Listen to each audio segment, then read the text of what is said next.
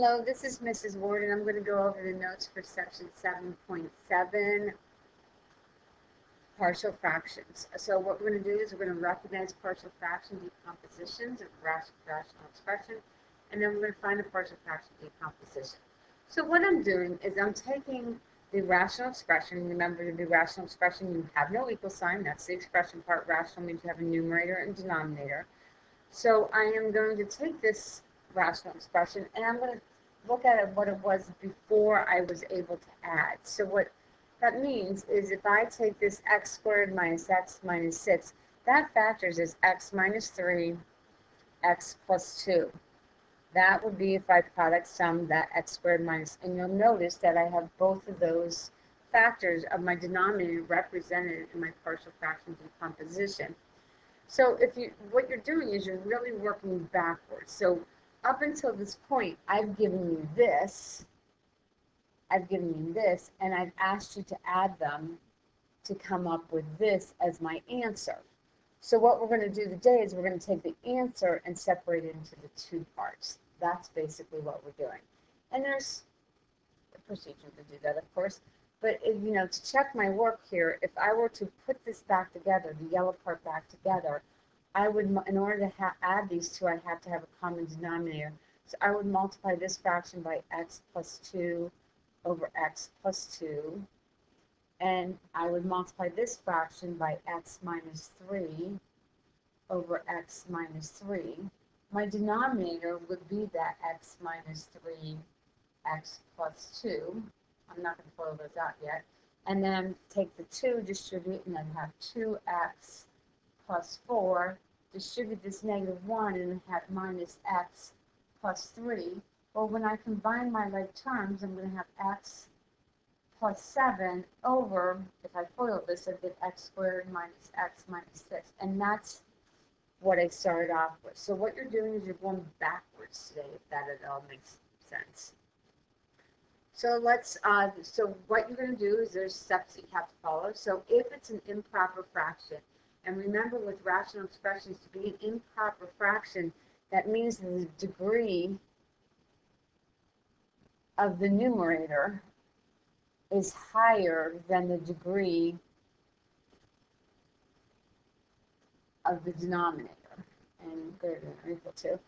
So if it is, if you get a one and the degree of the numerator is larger than the degree of the denominator, you're going to have to divide it so that you have a proper fraction. So you're going to have like a mixed number type thing, like a mixed rational expression. Then you're going to factor the denominator completely. That means if it's x squared, you're going to think of it as x times x, and you're going to take the time to write that. We're not just going to write x squared. And then we are going to have a pattern for linear factors, and we're going to have a pattern for quadratic factors. And the difference between a linear factor is a factor such as like x plus 2, x minus 7, or I wrote 3. Those are going to be linear factors because these factors have degrees of 1. A quadratic factor is going to be something like x squared plus 1. There's no way I can factor that any further. That's as factored as it can possibly be. But since it has a degree of 2, we're going to call it a quadratic factor. Remember, if I had something like x squared minus 1, I would separate that into my two linear factors of x minus 1 and x plus 1. So let's just start off with a baby one. This is called a distinct linear factor. So in this case, I have x squared minus 1. It's the degree of the numerator is 0. The degree of the denominator is 2. So that would be a proper fraction, so I do not have to do any long division. The second thing I'm going to do is I'm going to factor my denominator, and that's going to factor as x plus 1, x minus 1. So those are both what I call linear factors because they're raised to the power of 1. So if I'm following this pattern back here, I'm going to separate them with different coefficients. So what that means is I'm just going to go in alphabetical order and say I have a over x plus 1 plus b over my other factor, which is x minus 1. Now, it doesn't matter the order that you write the x plus 1, x minus 1, but if you write it, like if somebody else wrote x minus 1 underneath the a, then you're going to have different work. But you're still going to have the same number over x plus 1. You're going to have the same number over x minus 1, regardless of how you solve it. So what I'm going to do is I'm going to solve for a and b. That's why we had to do systems of equations first. So if I were to look at this, I would multiply this by x minus 1 and this by x plus 1. And technically I'm multiplying the denominator by the same thing. But when I do that, I'm going to have the denominator that I had before, which is great and that's wonderful, but I'm trying to solve for a and b. So to simplify matters, I'm just going to sort of ignore the denominator because I know the two denominators are equal to each other. So I'm going to set this 1 equal to a times x minus 1 plus b times x plus 1. Now there's two ways that I'm going to solve this. I have two different types of ways. One way is what I call substitution. So I can substitute in values that I know will make one of these 0 so I can find the other one. And what I mean by that is, let's say I say x is equal to positive 1. If x was equal to positive 1 and I put a 1 in here, that would be 1 minus 1, which would be 0, which means the a would drop out. So then I would be left with b times, in place of x I'm writing 1 plus 1. So I'd get 2b is equal to 1, so b is equal to 1/2. And then if I were to solve for the a, I would say, well, let's make x equal negative 1. That would be negative 1 plus 1. That would drop out. So I would have 1 is equal to, and this would be negative 1 minus 1. So that would be negative 2a. So a is equal to negative 1/2. So that's one way to solve it. And I'm just going to hold that there for a second. I'm going to copy this line down again. Because the second way, because this sometimes works, sometimes doesn't work. You've got to be careful with it. If I have 1 is equal to a times x minus 1 plus b times x plus 1. So I'm starting solving this again. So this is a different way of solving. I'm going to have 1 is equal to ax minus a plus bx plus b. And then I look for what I call my constants. So in this case, my constants are going to be b and negative a, and that's equal to my constant here, which is a 1. Then I look for my linear factors, which are going to be the ones with x. So I have an ax and I have a bx. But over here, I don't have any x, so I can think of that as though it were 0x. So now what I'm going to do is I'm going to put my like terms together, so to speak. So I'm going to say 0 is equal to a plus b. And I'm going to say 1 is equal to negative a plus b. So now I have a system. I have two unknowns, a and b. I have two equations. And I'm going to solve those. This one is leading very easily into elimination. So I'm going to just add the two and get 1 is equal to, the a's will drop out, 2b. And then b is equal to 1/2. And then substituting b into either one, let's say 0 is equal to a plus b, which I just said was 1/2, so negative 1/2 is equal to a. So that's another way to solve it. But anyways, okay, so I have my answers. I have a is equal to negative 1/2, b is equal to 1/2. I'm going to put those back up here into my original equations. So I am going to write a, which I said was negative 1/2, over its denominator, which is x plus 1, plus b, which I said was positive 1/2, over its denominator, which is x minus 1. Now, we've spent enough time in appendix to know that I can't leave that fraction in a fraction, so I am going to decide to multiply the numerator by 2. That will get rid of those fractions, which means I have to multiply the denominator by 2. So I'm going to sort of write it like that. So that would be negative 1 over 2 times x plus 1 plus 1 over 2 times x minus 1. Now, if you switch the a and b's, you still have the negative 1 over the x plus 1. You still have the positive 1 over the x minus 1. It's just a matter of the order that you solve it. So this is my partial fraction in composition. All right, so that's two distinct linear factors. So let's look at the next one. So now I'm going to have what's called a repeat linear factor, which means I have a factor that's linear, but it occurs more than once, and that happens all the time.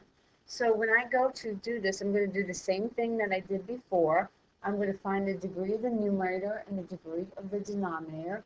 So the degree of the numerator is going to be 2. Now, if I were to like expand this, I'd take x times x and I would get x to the third. So the degree of the denominator is 3. So since the numerator is less than the denominator, it is a proper fraction, no need for long division. So now what I'm going to do is I'm going to factor the denominator completely. And I have this factor, x plus 1, but I'm going to rewrite this x as x times x. So the whole thing will be x times x plus 1. So I have 1, 2, 3 factors. So when I go over here, I'm going to have an A, I'm going to have a B, and I'm going to have a C. And it's going to start off where I have x. That's my linear factor. And then since it repeats, I'm going to write x squared because that's it repeating. And then my last factor is going to be x plus 1. And then this is going to equal that 4x squared plus 2x minus 1 all over that x times x plus 1.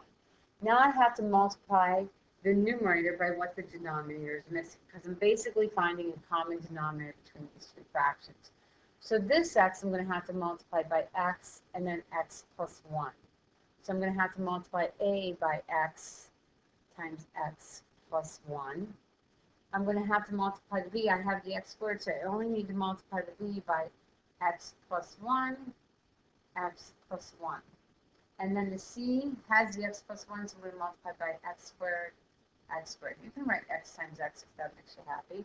So now what I'm going to do is I'm going to write 4x squared plus 2x minus 1 is equal to a times x plus 1 plus b times x plus 1 plus c x squared. So if I go to that substitution method, the first one I see is if I put in 0. So let's say I say x is equal to 0. If I put in 0 here, that's 0 times that. So that wipes out the a. If I put in 0 here, that's just going to be b times 1, so that'll just be b. If I put 0 in here, that'll also be 0. But I also have to put 0 in for these two x's here, so that'll be 0 and that'll be 0. So 4 times 0 is 0, 2 times 0 is 0. So I'm going to end up with negative 1 is equal to b. Okay, that one's done. I'm happy. Now I'm going to go, now I can substitute in negative 1. So let's do that. So let's clear this out now. I'm substituting in negative 1. So when I substitute in negative 1, that makes this 0, so the a is gone. Negative 1, that makes this 0, so the b is gone. Negative 1 squared, which will be 1, so I'm going to have c, just c. And now when I put in negative 1 here, I'm going to have 4 times negative 1 squared plus 2 times negative 1 minus 1. So that'll be 4 minus 2 minus 1. So I'm going to get 1 for C. Now here's the downside. There is no way for me to find A by doing substitution. There's no, because it has both factors, so every time I put something in, the A is going to go away. So this is helpful because it's going to help me solve the system, but I'm still going to have to expand. This is what I guess I'm trying to say. So I'm going to go down here, and I am going to multiply. I'm going to multiply this a times this whole thing. So I'm going to end up with ax squared plus ax. And then I'm going to multiply the b plus bx plus b plus cx squared. And that's equal to 4x squared plus 2x minus 1. Now I'm going to find my terms. So when I do this, I'm going to have my quadratic terms, so things with x squared. So there's that. there's that, and there's that. So one system that one equation for my system I'm going to have is that 4 is equal to A plus C. Then when I go and I look at what I call my linear terms, things that are raised to the first power, so that's that 2x, ax, and bx, my equation from that is going to be 2 is equal to a plus b. And then my final equation is going to be my constants, which is -1 and b. So I'm going to have -1, whoopsie, got to change the pen. I have -1 is equal to b, which I was expecting b to be -1. I got the same answer up here as I did there. I'm looking for my a. So if I'm looking for my a and I know b is -1, I'm probably going to put it here and say 2 is equal to a plus b, which is -1. So 3 is equal to a. Or I could have put in 1 here, still going to get 3 for an answer. Okay, fine. So even though I couldn't get all my answers from doing that substitution, it did help me solve this system. If it didn't help me solve this system, well, I could have just back substituted and that would have been fine. All right, so my a I said was 3. So when I write my partial fraction decomposition, I'm going to have 3 over x plus b, which is -1, so -1 over x squared, plus c, which is 1 over x plus 1. And that is it. That's my partial fraction decomposition. If I wanted to check it, I would find the lowest common denominator between those 3 partial fractions, and I would multiply by the common, I would give them all the common denominator and see if I truly got back to that. Okay, and then we're going to do one with a distinct linear and a quadratic factor. And so what I have here is I have x squared minus 1 over x times x squared plus 1.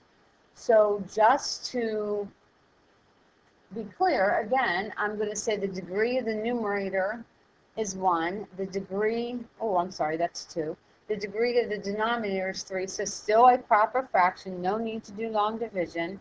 So when I look here, x, can't do anything with it. This x squared plus 1 cannot do anything with it either. This is my linear factor because it's raised to a power of 1. This, since I cannot factor anymore and it has that degree of 2, is going to be my quadratic factor. So when I go to do this, my partial fraction decomposition, I'm going to have my linear factor, my quadratic factor. Then I'm going to start off the linear part just like I did before. I'm going to have an 8 over the x. But to do the quadratic, I'm going to have the numerator have 1 less degree than the denominator. So like right now, this a has a degree of 0, this x has a degree of 1. This has a degree of 2, the denominator, so I want the numerator to have a degree of 1. So what I'm going to do is write bx plus c. So now that has a degree of 1. And anytime I have a quadratic factor, I'm going to have like bx plus c, or it goes in alphabetical order, so whatever letters you happen to use. So this is going to equal x squared minus 1 over this x times x squared plus 1. So when I go to solve this, solving it just like I did before, I'm going to choose to multiply the x by x squared plus 1. So x squared plus 1, that's what I'm going to multiply a by. And I'm going to choose to multiply this by x, so I'm going to multiply this by x. So when I write this, I'm going to write x squared minus 1 is equal to, there's no way I can make that 0. No way. So I'm going to write a times x squared plus 1 plus b, we'll do x times bx plus c. I'm trying to skip steps, but yet I don't want to. So I'm going to now I'm going to expand my a. So a x squared plus a. No way I can make that equal to 0. No way. So now I distribute my x, and I'm going to have plus bx squared plus cx. Now I'm going to do the same thing I did before. Over here, it's understood to be 0x because I don't have a term that's linear. So highlighting what I have, my quadratic x squared, ax squared, bx squared, my linear, which is 0 C, and then my constants, which are -1 and A. So this is a very, very easy system to solve, but I'm going to set it up. I'm going to have 1, because that's the coefficient of that x squared. So I'm going to have 1 is equal to A plus B. 0 is equal to C. And -1 is equal to A. I think I did that right. So C is equal to 0. I'm going to substitute this back in. So I'm going to have 1 is equal to -1 plus B. So B is equal to 2. So substituting in back to my partial fraction decomposition, A I said was -1. So I'm going to write -1 over x plus B I said was 2. So B is a coefficient of x. So 2x. C I said was 0. I don't have to write the plus 0, but I'm writing it to show you. And then x squared plus 1. So that's one with a quadratic factor. So the only difference is, still doing the same work, the only difference is that you are going to write this bx plus c in the numerator, because remember the degree has to be one more than the denominator. Okay, I think example 4, we're going to have a repeat quadratic factor. So we're going to so this, see how this is x squared plus 4? I can't factor x squared plus 4 any further, that's it. But I'm technically have x squared plus 4 times x squared plus 4. So it's a quadratic factor, so over here I'm going to write x squared plus 4 just one time. My numerator is going to be ax plus b. Then plus, I'm going to have a quadratic formula again. Denominator again, x squared plus 4, but I'm squaring it because I'm back squaring it, it's showing that it's repeating. And then cx plus d. Just one in alphabetical order. And this is equal to x to the third plus 3x squared minus 2x plus 7 all over that x squared plus 4 squared. So in a way, these are kind of easier, maybe. I'm going to have to multiply this by x squared plus 4 and this by x squared plus 4.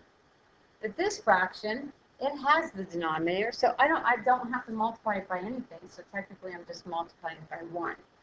So giving myself room, I'm going to have x to the third plus 3x squared minus 2x plus 7. Remember, the denominators are the same, so I don't really need to take those into account. I'm going to have to FOIL this, and I can do that. Ax times x squared will be ax to the third plus bx squared plus 4ax plus 4b. I think I did that right. Plus cx plus d. So just double checking. Okay.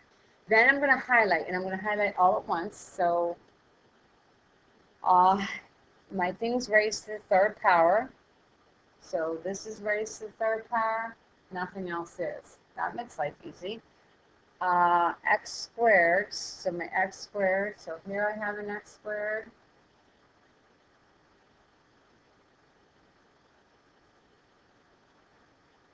Then my linear, so the ones with x, that's a c, that looks like a parenthesis, doesn't it? And then, highlight, highlight, highlight. And then finally my constants. So now let's set up my system. If I set up my system, I'm going to have 1, because that's the coefficient of my x to the third, and that's equal to a. Then my quadratic will be 3 is equal to b. This is easy. -2 is equal to 4 plus c. 4a, let's see, 4a plus c. And then my 7 is equal to 4b plus d. Okay, so So A is 1, B is 3. To find C, I'm going to say negative 2 is equal to 4 times A, which is 1, plus C. So negative 2 is equal to 4 plus C. So negative 6 is equal to C. And then to find D, I'm going to say 7 is equal to 4 times B, which we said was 3, plus D. So this is 7 is equal to 12 plus D. So negative 5 is equal to D. Now I'm going to substitute back in up here to my original equation. So I can do this. A is 1, so I'm going to have 1x plus B, which is 3, all over x squared plus 4, plus C, which is negative 6, so negative 6x minus 5 over x squared plus 4 squared. And I can leave it like that, and I would probably recommend that you leave it like that. If you want to be like an overachiever, you could write x plus 3 over this x squared plus 4. Since these are both negative, I can factor out a negative sign, make this minus 6x plus 5 over x squared plus 4 squared. But leaving it like this is fine, but this is also the same answer.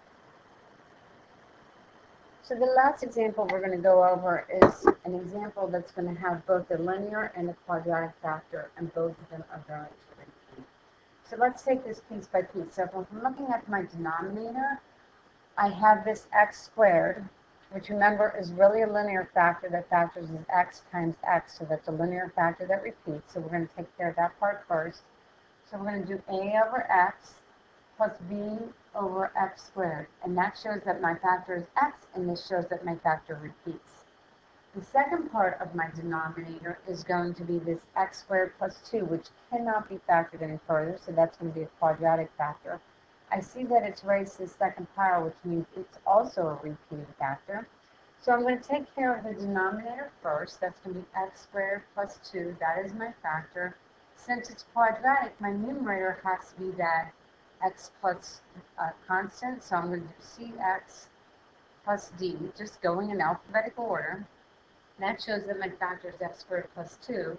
And now I have to show that this x squared plus 2 does in fact repeat. So I'm going to square this, and I'm going to multiply it by, again, I have to have a linear term on top. So ex plus f, just went in alphabetical order. So this is going to be how I set up my partial fraction decomposition. I want you to notice some things when we look at this. I have 1, 2, 3, 4, 5, 6 variables. So in order to solve this, I have to make it a square system, which means I have to have 6 equations to solve for those 6 variables. So you can see that this just became a huge problem, and it's a lot to do. So we're just going to stop here today. We're going to pause and think about this, and we'll catch up with this on the next class. I hope this helps, and I'll see you next time.